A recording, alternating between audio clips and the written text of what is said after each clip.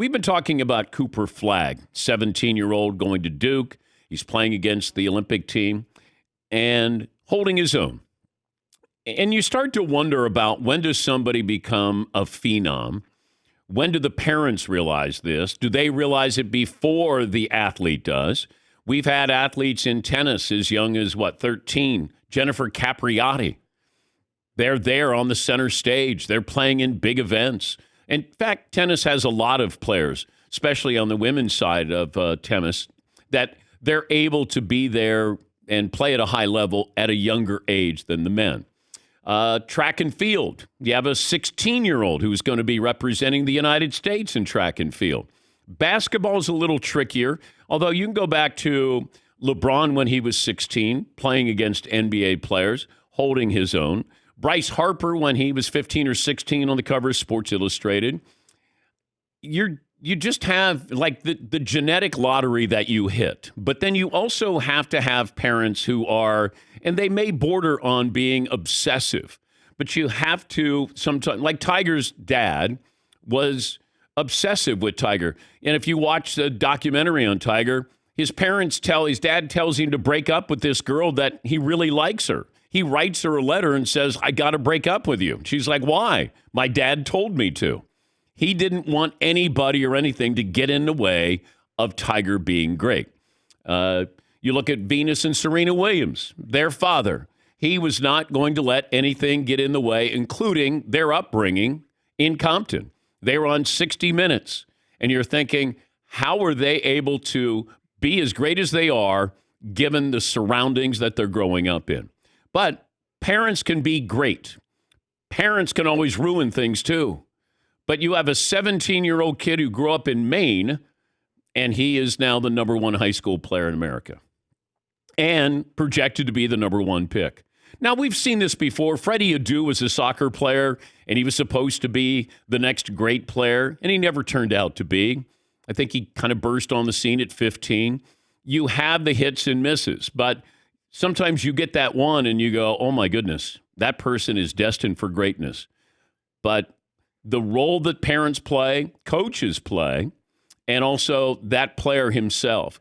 Because I think we all grew up with, athletes who were like, oh my God, he's so much better than everybody else. But they matured quicker. I remember playing against a guy in 8th grade and I go, I'll never be as good as him. He didn't make the freshman team. But at 8th grade, he was unbelievable.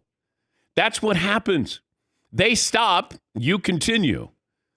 But then you have to want to be great. That's another thing. It's not your parents want you to be great.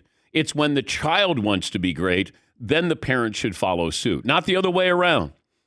Yes, Heaton. That's one of the things that people had been saying about Cooper Flagg. I don't know if it was Kevin Durant or not, but somebody had said, you could just tell that this kid wants to be great. He wants it. He wants to be the guy. And you got to have that, because I've been around parents, been around coaches, and they will tell you he just doesn't want it. It comes too easy for him. You want that kid who you got to go, Dad, can you come out, hit me grounders? Dad, can you throw me BP? Dad, would you rebound for me? You want to have that. And when you have that, then as a parent, it's exciting, because it's not like I got to drag Timmy out and have him shag flies. Come on, we're going to the driving range. I don't want, it's too hot. It's when the kid is obsessed and then you follow suit. Too many times it's parents who go, come on, because we live vicariously through our children. If we didn't succeed, or the guy who almost had the college career, or he almost was a great high school player, now you see yourself and your son or daughter and you're like, come on, get out there and do it for me. Whether they say that or not, it is implied. You want your son or daughter to succeed. Parents take great pride in that. Hey, look what I did. Look what we did out there. But you have to have something in your mind, that DNA that says, I want to be great, and nothing is going to stop me. Because you wouldn't expect a kid in Maine to be the number one player in America in high school basketball, going into college basketball, and going to be the projected number one pick. But you wouldn't have expected Serena Williams coming out of Compton to be the best female tennis player of all time. And who's this kid, Tiger Woods? And he's going to take on everybody. And at age 2 or 3, he's on a TV show. You can't script these things. You have to have it just falls into place. But the son or the daughter and the role they play of wanting it is really key. Because a lot of times the parents want it more than the child does. All right, we'll come up with a poll question here. But, yeah, we were kind of looking at this with tennis players at Wimbledon. I mean, even 18 years of age. That's not young. Not anymore. Certainly on the female side of the draw. You know, you get 14, 15 years of age. But a male track star at 16, that's really unheard of. You'll get some fast, track and field athletes at that age, but then to go to the Olympics, that's different. So they're just certain players and certain athletes. And I always look at, the lineage here. Your dad play? Mom play? Look at Christian McCaffrey's parents and grandparents. Great athletes. Mahomes' dad. Major League Baseball player. Griffey with his father. I mean, Tiger, his dad was a athlete, not anywhere near what he is. Kobe Bryant, his dad played. Like you have that where you go, your dad play? No, my mom was All-American volleyball player. Okay. There's somewhere in the tree, the DNA tree, where you go, oh, okay. Yeah, that guy. Yes, Eden. Brad on Twitter brings up a good one, too. He has Katie Ledecky. She won a gold medal at 15. Yeah. I think kind of out of nowhere. Well, you find that, though, also with female swimmers. That's wild. Missy Franklin, I think, was really young. Dara Torres, there's a lot of, women mature quicker, sooner, and have that opportunity to be able to compete before, boys, we're goofy. We're gangly. Yeah, gold medal at 15, it's pretty good. Yes. Yeah, Paulie. I think you hit it on the head. It helps if your father or mother played basketball. I looked at Cooper Flagg. Both parents played small college basketball in Maine. So he comes from a basketball family. But the gift, when they say an athlete's gifted, was Michael Jordan gifted with leaping ability and coordination, or was his gift a maniacal desire to win and improve? LeBron's gift is being 6'8", coordinated and jacked, but also to work out like that. Or Kobe Bryant, was his gift his basketball jumping ability and leaping ability, or being a maniac about working out? Maybe that's the gift. But also, when you realize you have it, the question is, do you want to cultivate it? Because there are a lot of people who have a lot of talent. And I was around a woman who's a beautiful singer. And I go, why don't you do this for a living? Why don't you explore this? And she goes, I don't think so. And I go, why? And she said, I don't know.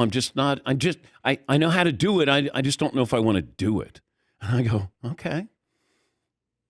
But that does happen. Sometimes you're good at something, but you're just good at it. That doesn't mean you want that as your job. You're not obsessed with it. Some things come natural. Yes, Eden. My cousin Vince, when he was 13 years old, was 6'4", 250. Kid was an absolute monster. And I was like, holy crap, this kid's going to be a lineman for Notre Dame. This is amazing. He's going to the NFL. And he couldn't care less about football. He just wanted to be an accountant.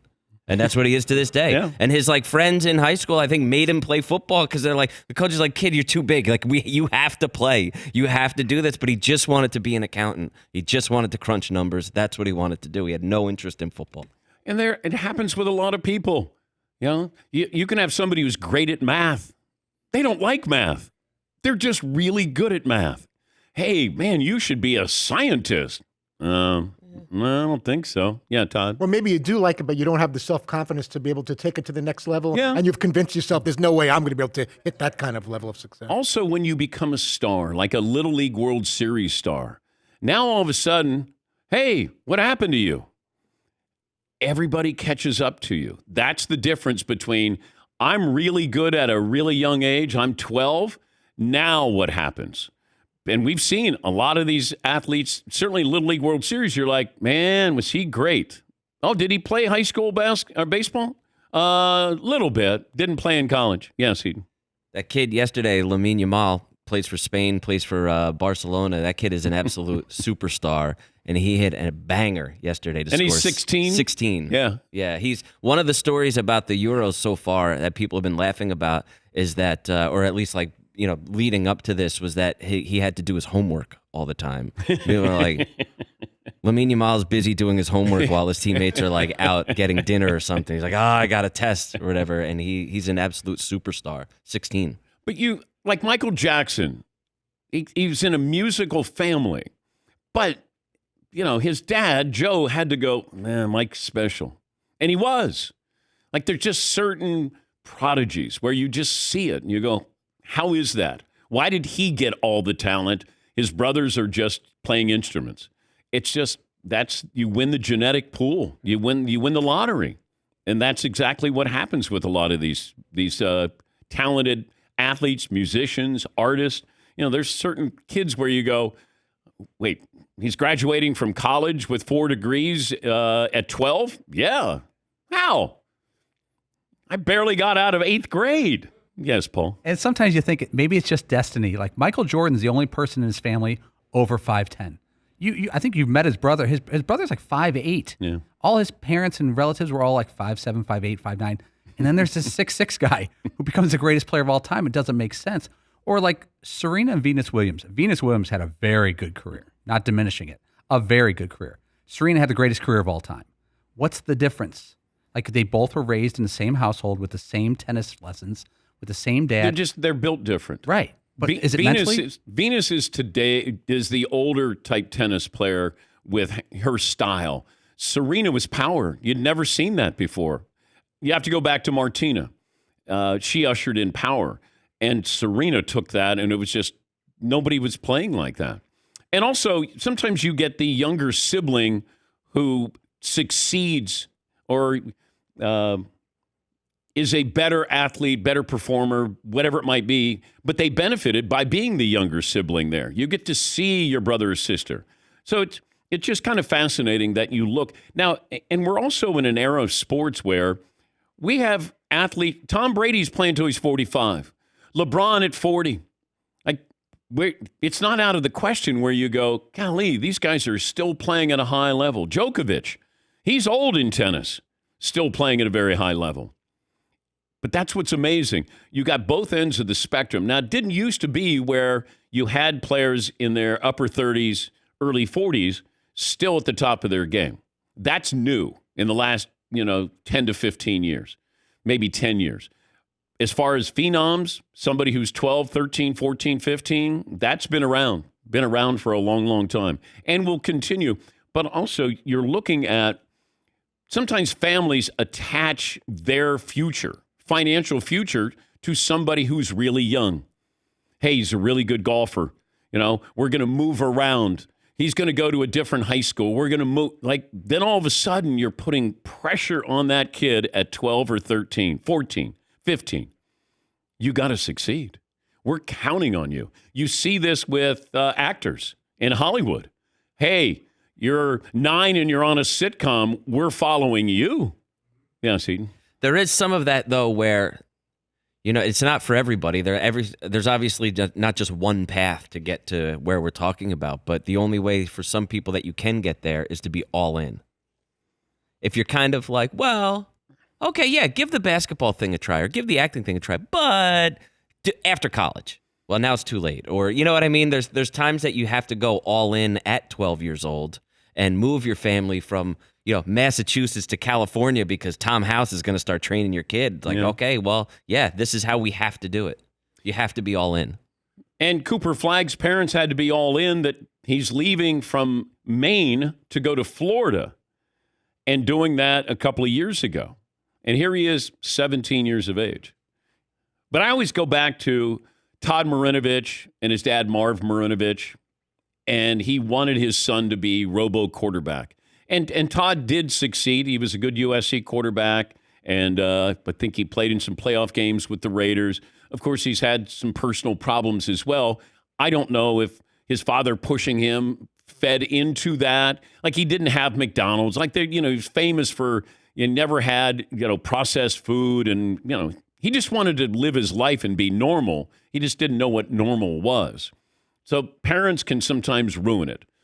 But when you have something special, someone special, that's what's interesting. Now, what role do you play? But I always go back to, how bad do you want it? Because if you want it, then I'm going to want it. But I don't want to be the one waking you up, dragging you around the country, going to AAU events, playing in soccer matches in 4 different states, hockey travel. I mean, parents are wonderful when they're accommodating their son or daughter. It's when it becomes about them, that's when it's a problem.